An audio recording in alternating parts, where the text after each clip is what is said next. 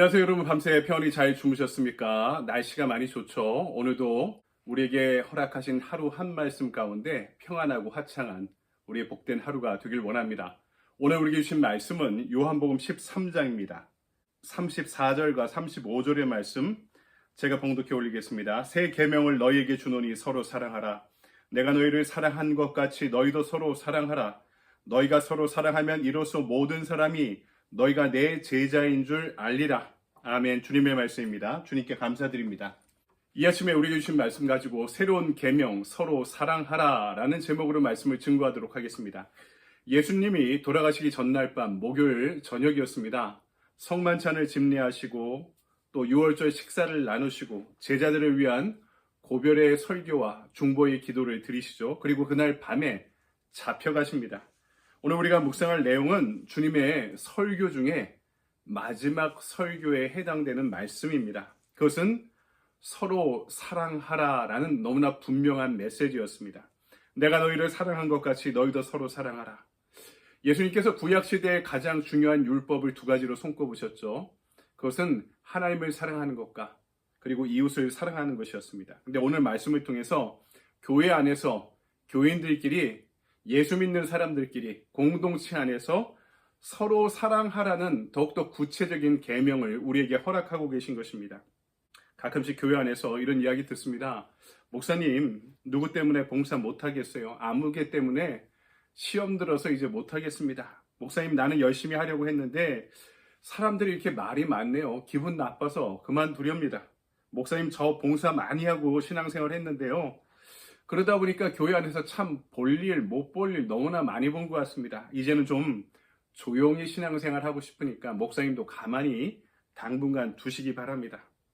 목사로서 이런 이야기를 들을 때가 있습니다.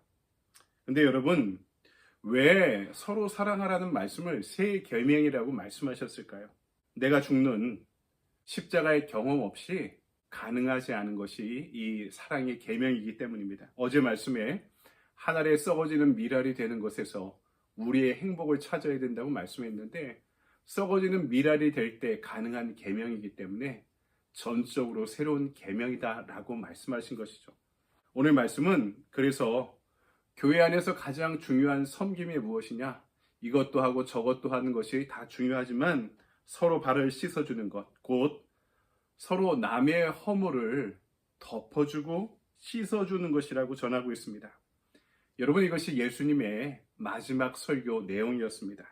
그래서 이 말씀의 빛에서 본다면 사람으로 인해 시험 들었다는 말은 우리가 주님의 말씀을 정확하게 이해하지 못하기 때문에 마음으로 받아들이지 못하기 때문에 생기는 말인 것입니다. 오늘 말씀은 먼저 서로 사랑하기 위한 전제 조건이 있는데 그것은 바로 예수님의 사랑 안에 거하는 것입니다. 예수님께서 주님의 기도에서 가르쳐 주셨죠. 우리가 우리에게 죄 지은 자를 사하여 준 것 같이 우리 죄를 사하여 주옵시고. 그리고 요한일서 4장 20절에서는 이렇게 말씀합니다. 누구든지 하나님을 사랑하노라 하고 그 형제를 미워하면 이는 거짓말하는 자니 보는 바 그 형제를 사랑치 아니하는 자가 보지 못하는 바 하나님을 사랑할 수 없느니라. 이렇게 말씀하십니다. 우리가 다른 사람 때문에 내 믿음이 흔들린다 이런 피해의식만 지녔지 공동체의 죄를, 공동체의 허물을 내가 회개할 문제로 생각한 적이 한 번도 없었습니다. 다른 지체들의 허물을 놓고 내가 회개하거나 그를 위해 중보했는가? 그의 죄를 씻어주었는가? 그의 허물을 덮어주었는가? 묻고 계십니다. 그렇다면 우리가 이 어려운 일들을 서로의 죄를 씻어주고 허물을 덮어주는 일들을 어떻게 할 수 있겠습니까? 어떻게 이런 서로 사랑이 가능하겠습니까? 그것은 전제가 있습니다. 서로 사랑은 예수 사랑을 통해 가능한 것입니다. 사랑이라는 것 자체가 하나님께서 주시는 마음으로부터 예수 사랑의 마음을 품어야 가능한 것이기 때문에 서로 사랑은 예수 사랑을 그 기원에 두고 있어야 하는 것입니다. 예수님 안에서 경험되는 사랑 없이 다른 지체를 사랑한다는 것은 그만큼 어렵다고, 아니 불가능하다고 말씀하고 계신 것입니다. 요한일서 4장 7절과 8절은 그래서 이렇게 말씀합니다. 사랑하는 자들아 우리가 서로 사랑하자. 사랑은 하나님께 속한 것이니 사랑하는 자마다 하나님께로부터 나서 하나님을 알고 사랑하지 아니하는 자는 하나님을 알지 못하나니 이는 하나님은 사랑이심이라. 아멘.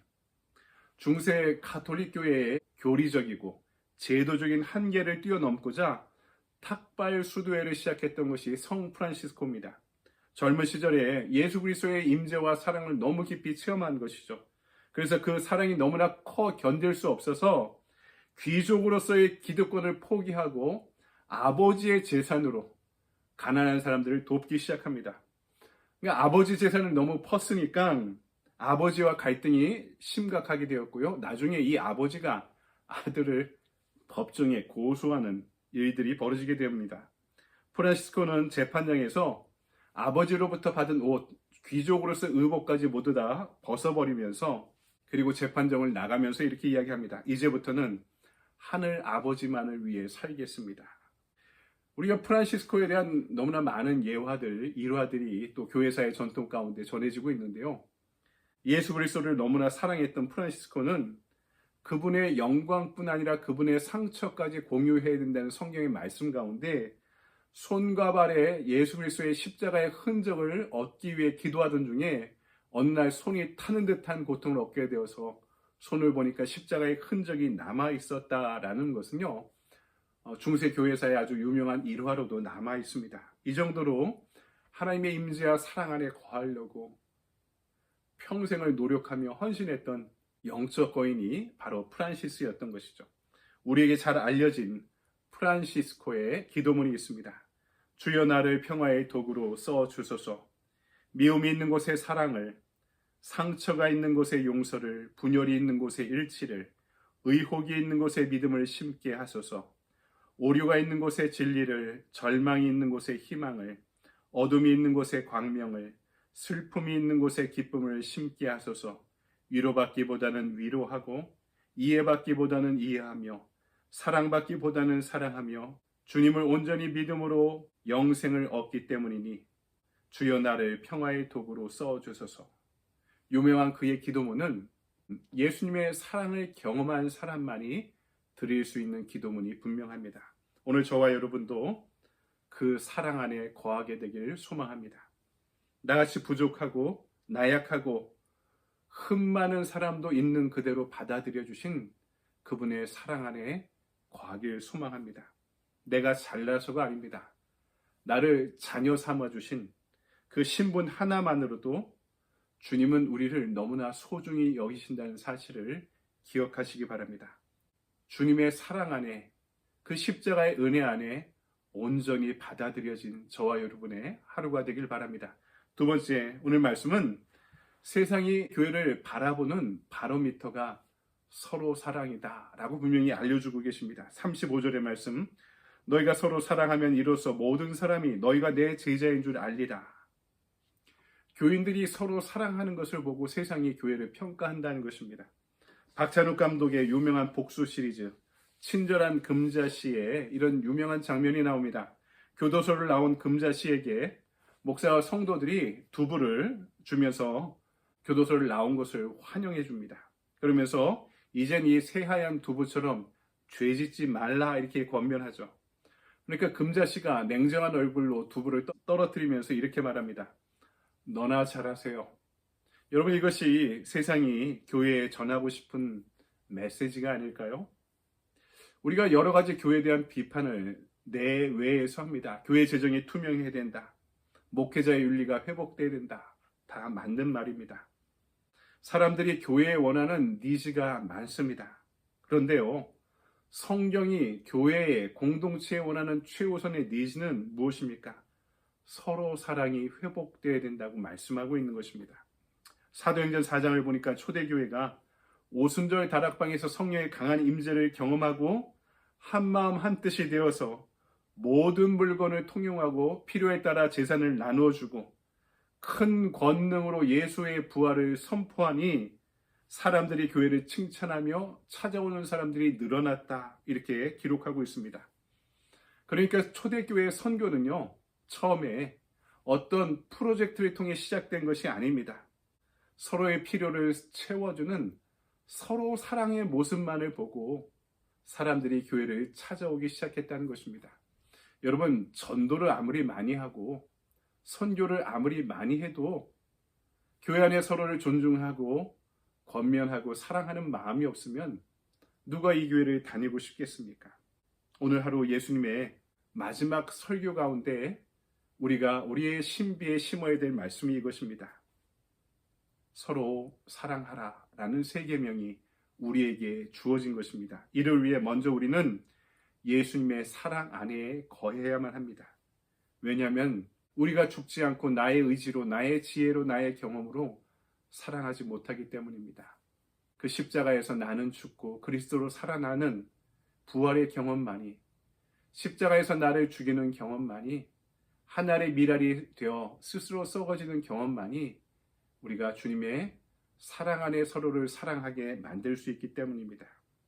십자가 위에서 부족한 나를 있는 그대로 받아들여 주신 십자가의 사랑과 신비 가운데 서로를 용납하고 서로의 허물을 덮어줄 수 있는, 그리고 서로의 죄를 나의 죄로 받아들여 씻겨줄 수 있는 그런 서로 사랑의 마음으로 살아갈 수 있는 저와 여러분의 하루가 되기를 소망합니다. 적용의 질문입니다. 내가 예수님의 제자라는 사실을 무엇으로 드러낼 수 있습니까? 믿음의 형제자매를 사랑하기 위해 내가 결단해야 할 것은 무엇입니까? 내가 예수님의 제자라는 사실을 서로 사랑을 통해 세상이 알고 평가한다고 말씀하고 있습니다. 믿음의 형제자매를 사랑하기 위해 오늘 내가 무엇을 할 수 있을까요? 저는 오늘 전도 대상자를 만나겠습니다. 교회 안에 또 낙심한 분들을 만나고 연락하겠습니다. 제가 할 수 있는 역할을 오늘 이 말씀 안에서 적용해 보도록 하겠습니다. 여러분도 주신 말씀 가운데 이 말씀을 공부하고 또 묵상하고 기도하고 순종하는 복된 하루 함께 보내시기 바랍니다. 여러분 감사합니다.